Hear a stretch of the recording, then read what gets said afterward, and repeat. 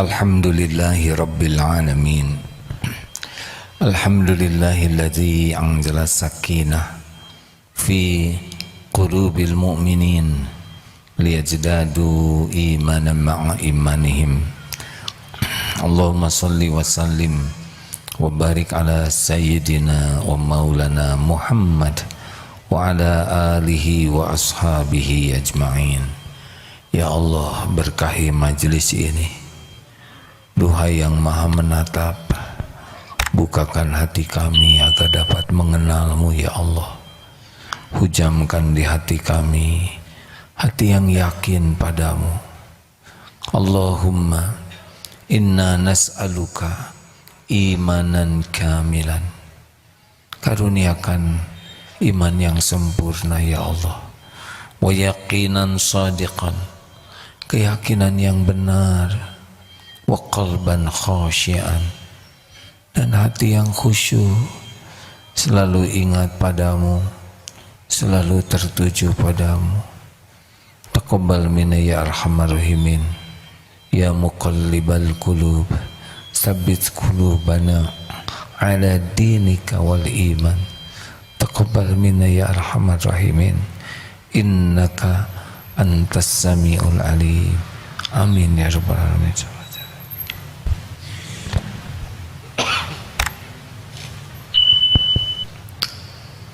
Tidak ada orang yang yakin kepada Allah kecuali Allah yang menghujamkan di hati siapa yang Dia kehendaki. Tidak ada tandingannya nikmat yakin kepada Allah dibanding nikmat apapun. Maka banyak orang yang sibuk ingin meningkatkan penghasilan, meningkatkan aset, padahal yang penting adalah meningkatkan keyakinan kepada Allah. Barang siapa yang diberi keyakinan, dialah yang diberi kebahagiaan hakiki, diberi kemuliaan, dan insya Allah diberi keselamatan. Tidak ada tandingannya.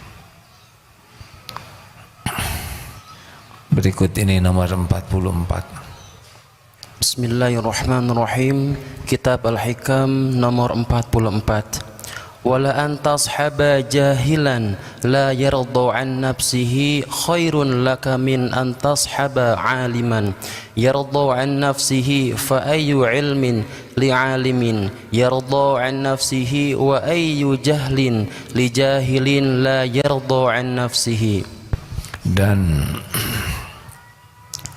sekiranya engkau berkawan, berteman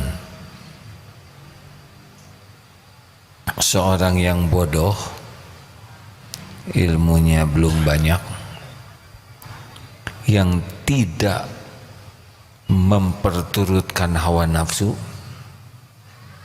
ilmunya belum banyak, tapi orangnya tidak diperbudak nafsu, lebih baik daripada engkau berkawan dengan orang yang alim, yang ilmunya banyak, tapi selalu memperturutkan nafsunya, diperbudak nafsunya.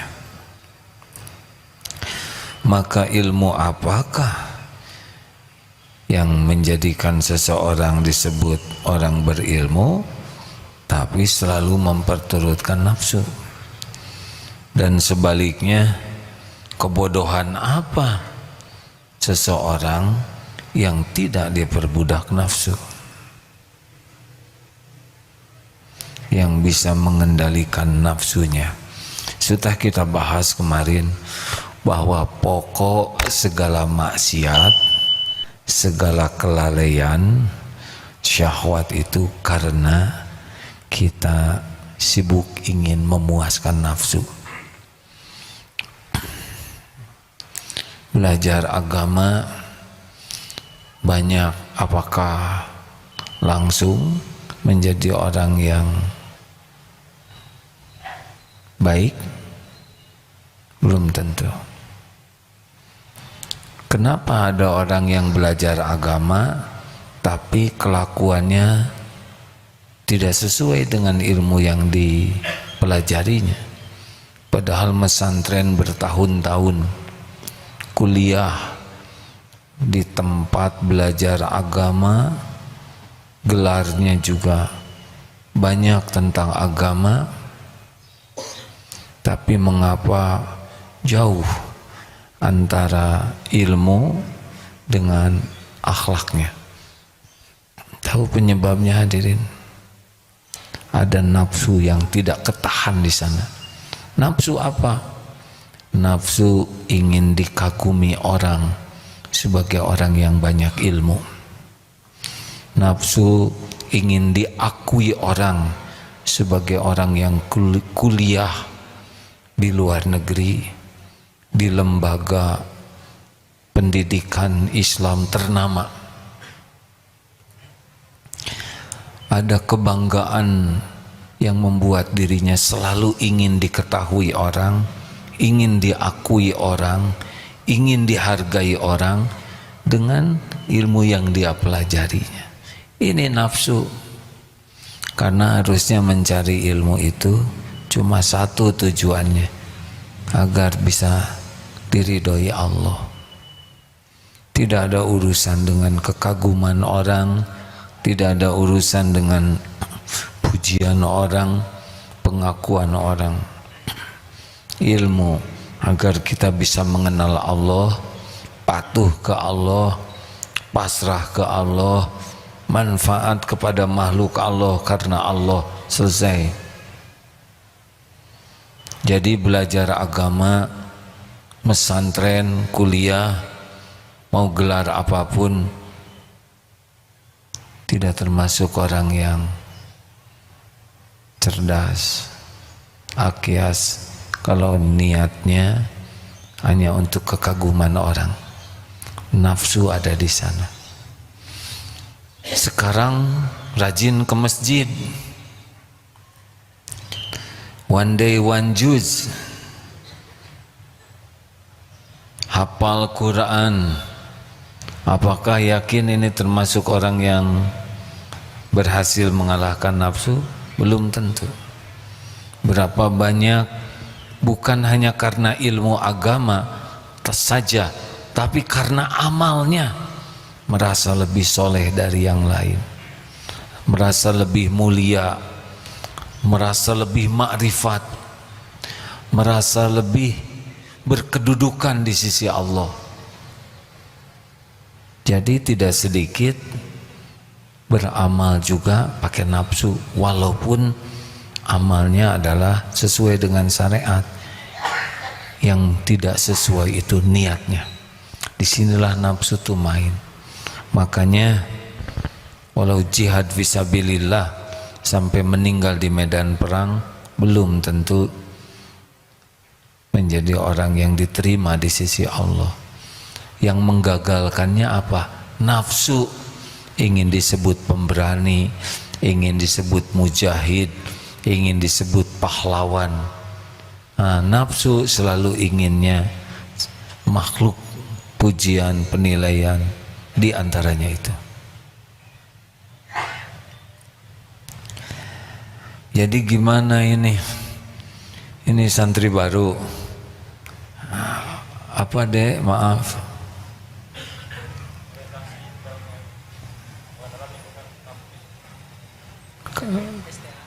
STAI, mahasiswa berat,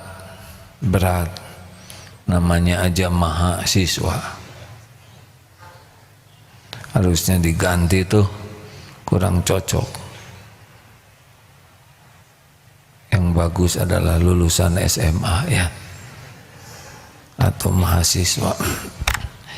Hati-hati ya dek, mau apa kuliah di sini? Pengen gelar, nggak ada apa-apanya. Ingin enteng jodoh. Kenapa kuliah di sini?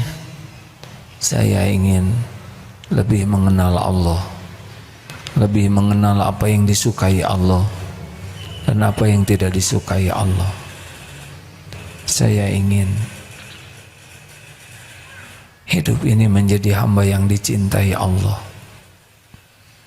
Mudah-mudahan dengan kuliah begini Allah mengizinkan hidup saya bermanfaat.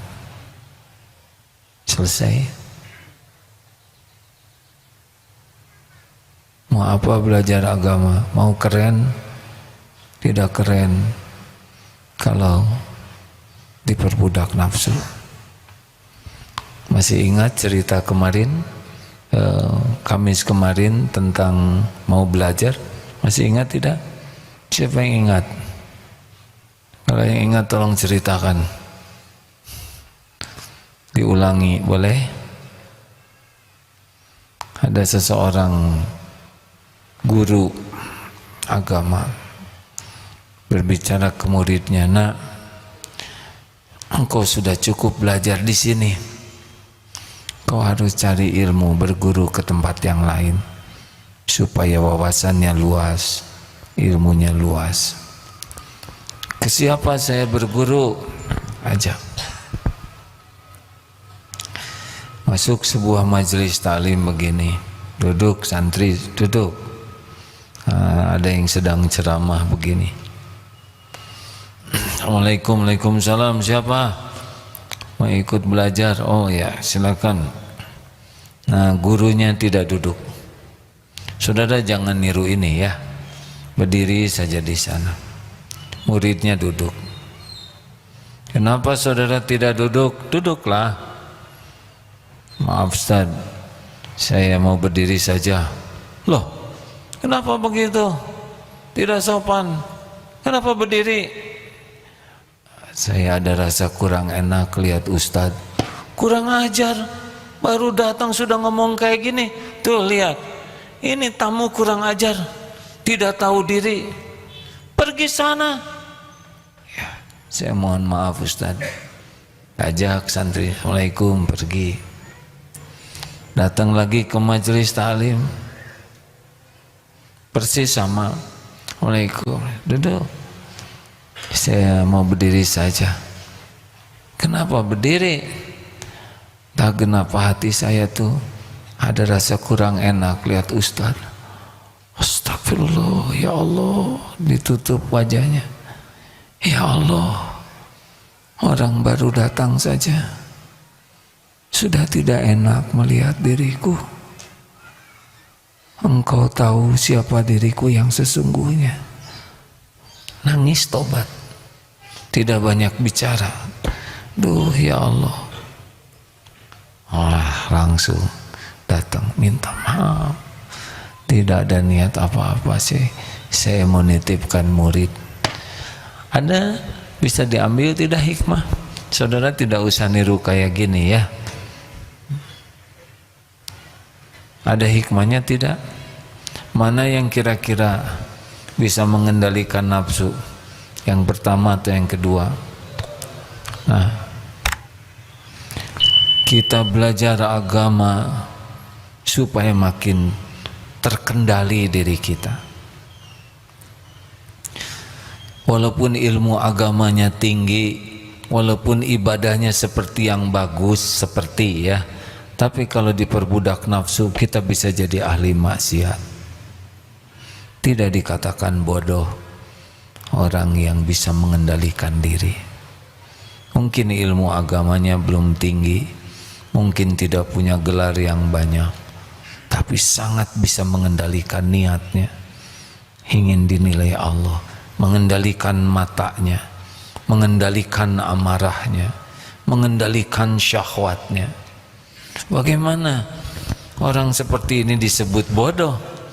Padahal itulah yang pintar. Bagaimana orang disebut pintar kalau dia sombong, dia ria, dia berzina matanya, pikirannya, ngomongnya sesukanya, amarah tidak terjaga, serakah kepada dunia. Di mana kepintarannya?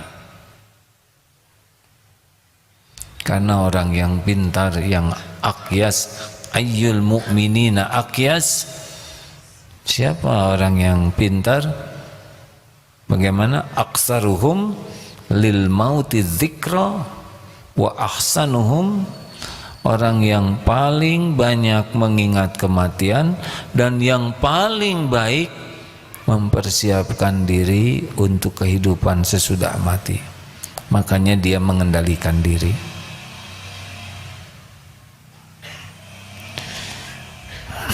Jangan salah milih teman, jangan tergiur dengan aksesoris, casing. Tergiurlah dengan kemampuan seseorang mengendalikan nafsunya. Ini yang paling sedikit berbuat salah. Semua kelalaian, semua kemaksiatan, syahwat, karena tidak serius mengendalikan nafsu. Nafsu mau dia lakukan, ilmunya tidak bermanfaat. Jadi bagaimana disebut orang alim kalau orang diperbudak nafsu? Pasti banyak maksiatnya. Bagaimana disebut orang bodoh kalau orang bisa mengendalikan nafsunya? Makanya adik-adik, kita ini ilmunya sedikit. Pesantren kita belum seperti pesantren lain. Pesantren lain banyak ilmunya, kiainya juga ilmunya luas, tinggi, mendalam. Para ustadznya begitu. Sejujurnya pesantren kita masih sedikit ilmunya, karena menyadari ilmu kita belum banyak, maka sambil menuntut ilmu bermujahadahlah mengendalikan nafsu. Apa nafsu yang paling pertama yang harus dikendalikan? Jangan mengilahkan selain Allah. Jangan lengket di hati kita siapapun apapun selain Allah. Ini yang harus dilatih. Latih untuk tidak berharap apa-apa dari makhluk. Kalau kita berharap ke makhluk, mesti kita mudah tersinggung, mudah sakit hati, mudah jengkel, mudah kecewa, mudah marah. Kenapa? Karena hatinya lengket ke makhluk.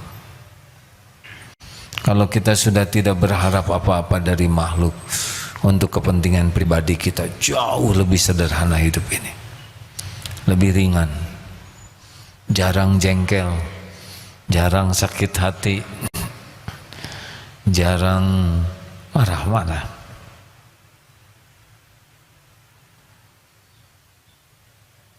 Bu, mana ibu-ibu masa keperakan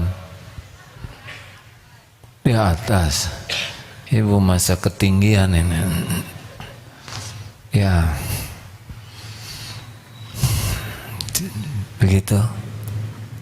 Jangan centil, jangan ingin dikagumi orang, jangan ingin diperlakukan spesial, jangan merasa kita berhak diperlakukan spesial oleh orang lain.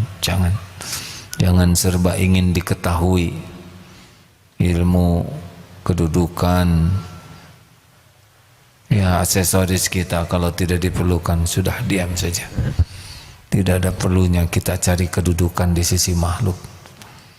Keperluan kita cuma satu, Allah yang maha dekat, yang maha tahu isi hati, yang menguasai segala-galanya, suka, ridho kepada kita. Selesai. Tidak rumit hidup ini. Nanti Allah akan membimbing kita. Kalau kita harus dapat ilmu, kita akan ketemu dengan ilmu itu. Kalau Allah menginginkan kita satu posisi, kita akan ada di posisi itu. Kalau Allah menginginkan kita manfaat, Allah memampukan kita bermanfaat. Sepenuhnya diri kita ada dalam kekuasaan Allah setiap saat. Kalau Allah suka kepada kita, nanti Allah akan atur sesuai dengan potensi yang Allah berikan. Tidak harus seperti orang lain. Kita tidak harus seperti orang lain. Kita jadi diri yang disukai Allah. Allah jadikan diri kita manfaat, apakah ilmu, apakah rezeki, ataukah keteladanan kita, Allah nanti yang ngatur. Kalau kita sibuk ingin disukai Allah, nanti Allah yang menggunakan diri kita untuk membela agamanya. Begitu. Gimana yang di STAI, Sekolah Tinggi Agama Islam, mana kira-kira yang berpeluang mudah kotor hati, tamat SMA, tamat S1?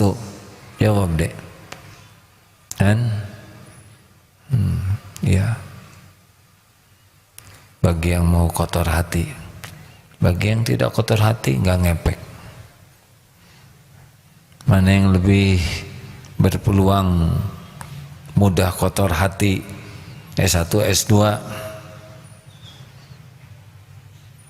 Jawab atau hadirin, jangan bikin saya kotor hati ya. S2. Wah, kalau gitu saya nggak jadi kuliah di Darut Tauhid, takut kotor hati. Itu lebih kotor lagi, karena pupuk iman itu ilmu. Jangan mengurangi semangat mencari ilmu karena takut kotor hati, karena bersih hati itu karena ilmu. Wah, saya mah meninggal kuliah takut sombong, saya mah nggak mau kaya takut ria. Ini ciri orang tidak berilmu. Kita cari ilmu sebanyaknya, S1, S2, S3. Yang jangan itu sombongnya, bukan jangan belajarnya. Kalau kita tidak semangat belajar karena takut sombong, udah ketipu juga. Nggak jadi baru juga pendaftaran saya takut ria. Itu persis seperti yang mau tahajud, ada yang lihat, Allah, kamu lihat ya, daripada tahajud saya ria mending tidur. Sempurna itu ketipu nafsunya. Sedekah 100.000, lihat neng kena 1.000 ria daripada 100.000 nggak ikhlas. Tinggal bebesin aja. Yang dirubah itu bukan menghentikan amalnya, tapi merubah niatnya. Siapa salah seorang ulama besar meninggalkan amal karena manusia itu syirik, beramal karena manusia itu ria. Nah, orang itu di tengah-tengah. Jadi kalau mau beramal atau meninggalkan amal harus karena Allah, bukan karena penilaian makhluk. Dan sama saja, ada orang tidak ada orang sama saja, Allah ada. Orang lihat orang tidak lihat sama saja. Orang muji, orang nyaci, ya sama saja. Tuhan kita adalah Allah, bukan mulut orang. Dipuji sampai doer, yang mujinya 1000 sampai monyong karena memuji. Nggak ada yang nggak akan menambah atau mengurangi apa yang Allah tetapkan untuk kita. Semua orang tidak suka ke kita, nggak juga ngepek. Kalau Allah mau ngasih ya ketemu saja. Tuhan kita adalah Allah. Jangan salah milih teman ya. Teman saya itu orangnya baik, tidak dia bisa mengendalikan nafsunya. Tuh, hanya dia merokok aja. Ya sudah.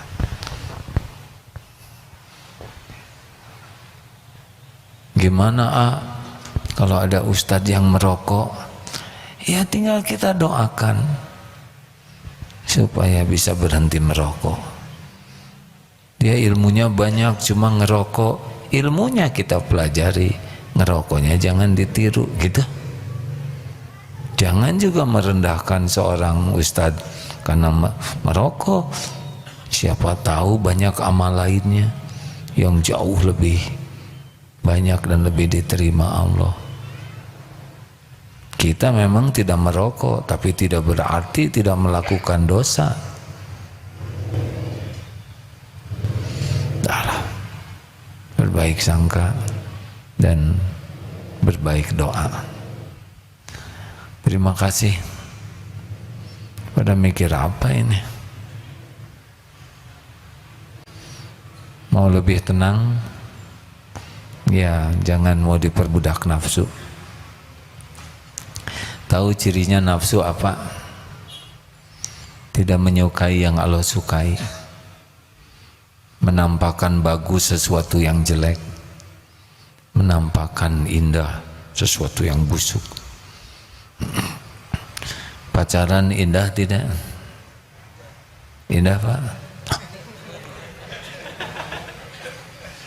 Tadinya saya sangka yang menjawab pemuda. Enggak apa-apa Pak, emang suka tidak tertahankan panggilan jiwa.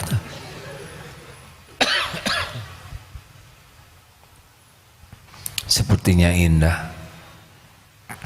tapi ya pasti nafsu.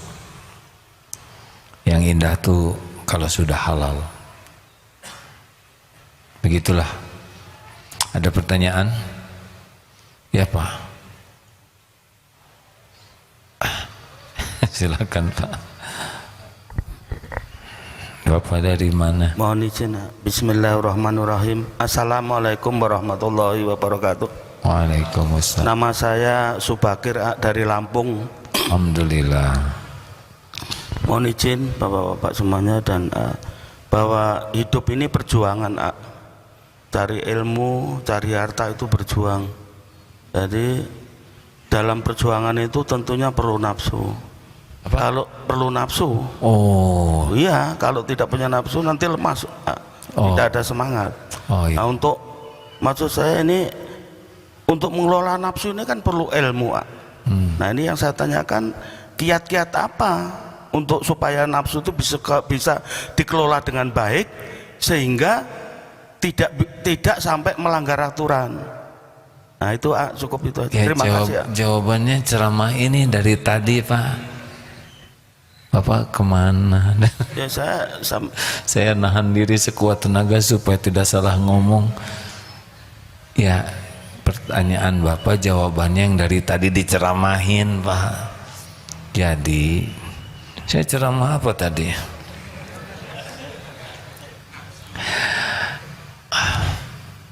Belajar terus. Yang penting pertama niatnya Pak. Udahlah, semua masalah itu karena niat kita bukan nyari Allah ya. Ingin dipuji, ingin dihargai, ingin dikagumi, ingin diberi, ingin diperlakukan spesial, ingin dicintai. Ya itu sudah kalau sudah mendominasi sehingga melupakan Allah, jadi kayak ngirim paket salah alamat. Saya kira belajar bukan perlu nafsu Pak, perlu semangat. Contoh belajar pakai nafsu gimana Pak?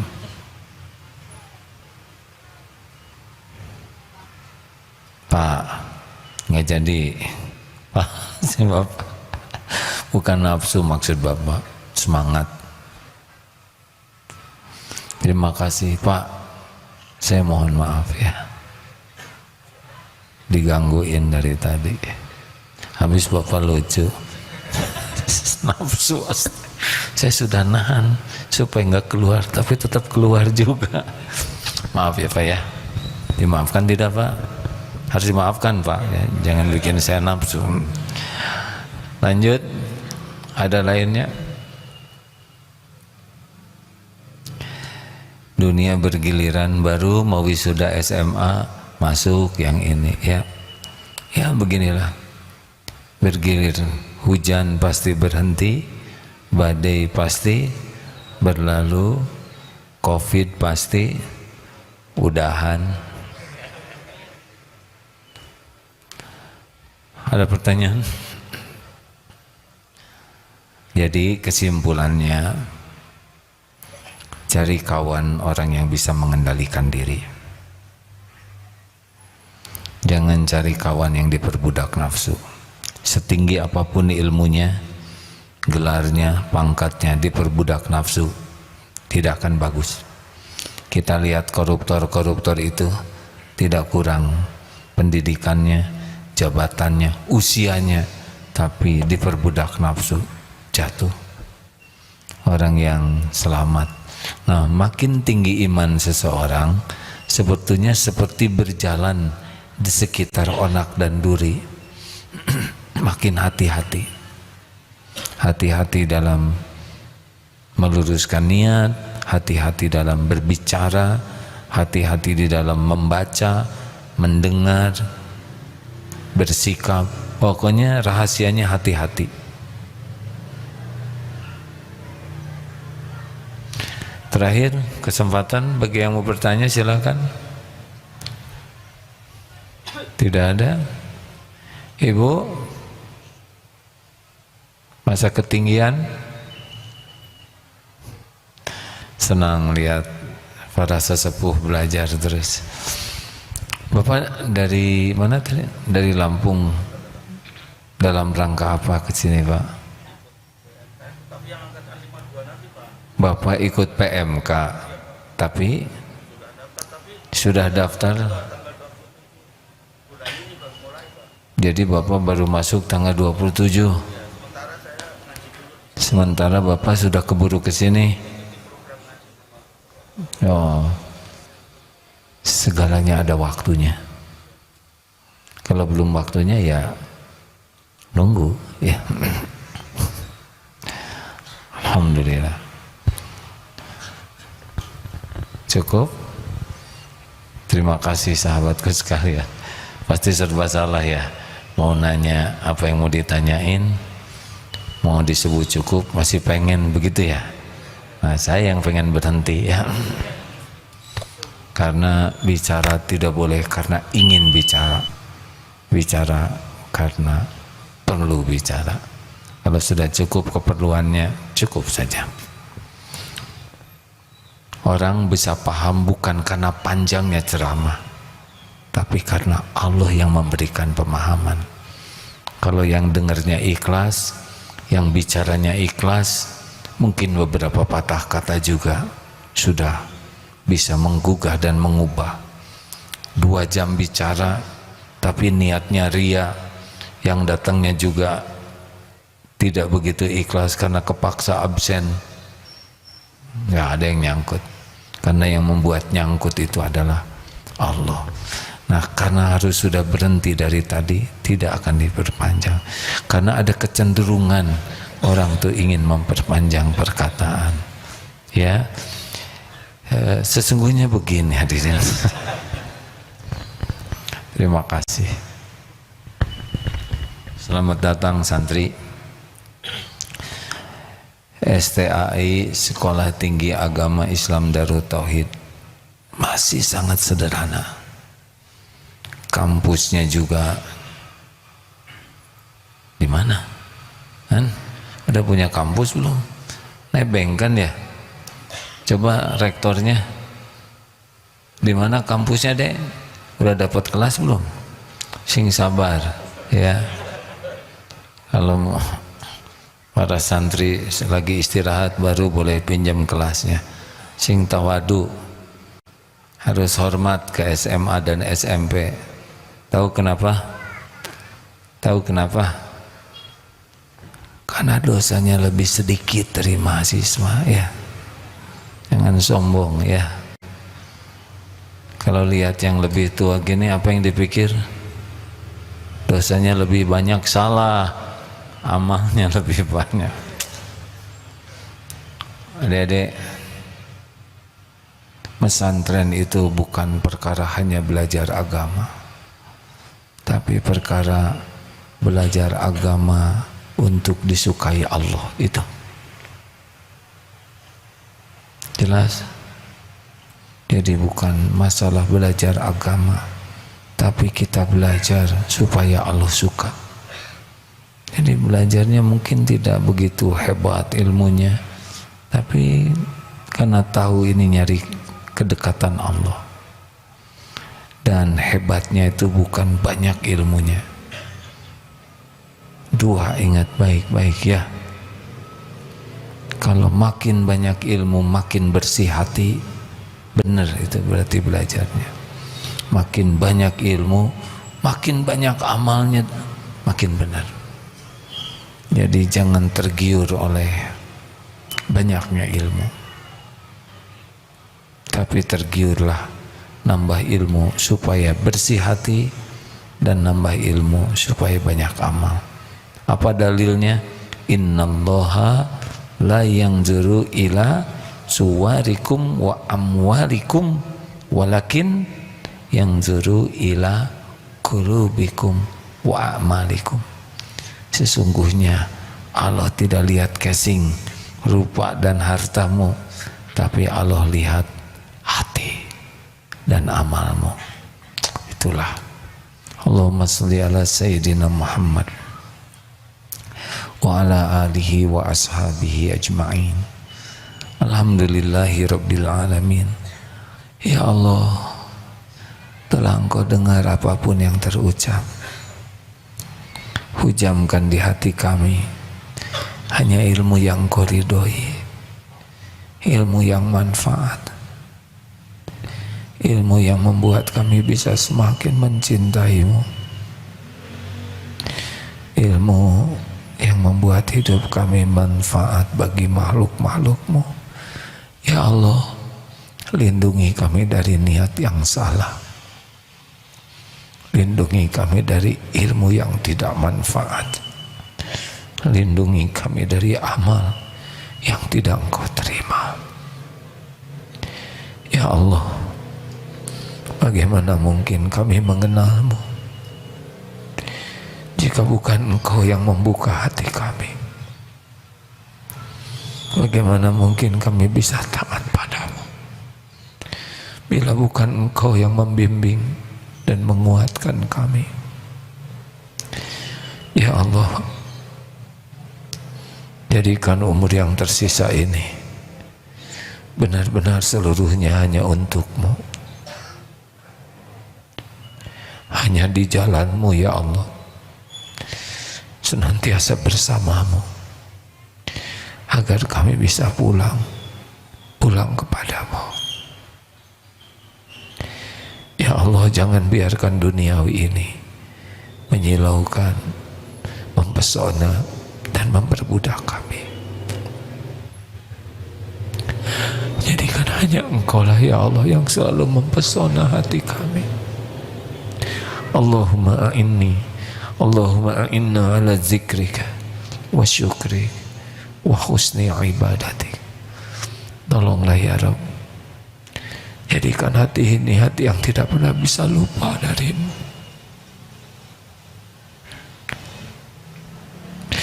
hati yang tidak pernah berpaling dari-Mu.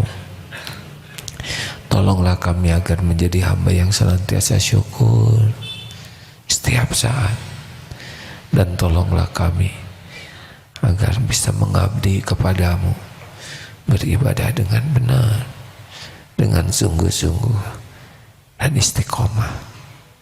Rabbana taqabbal minna ya karim, innaka antas sami'ul alim, wa tub alaina innaka antat tawwabur rahim. Subhana rabbika rabbil izzati amma yasifun, wassalamun alal mursalin. Ya Allah, alhamdulillahi rabbil alamin, la hawla wa la quwata illa billah. Alhamdulillah. Terima kasih sahabatku sekalian.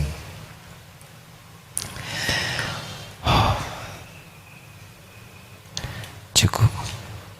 Subhanakallahumma bihamdik, asyhadu alla ilaha illa anta, astaghfiruka wa atubu ilaik. Assalamualaikum warahmatullahi wabarakatuh.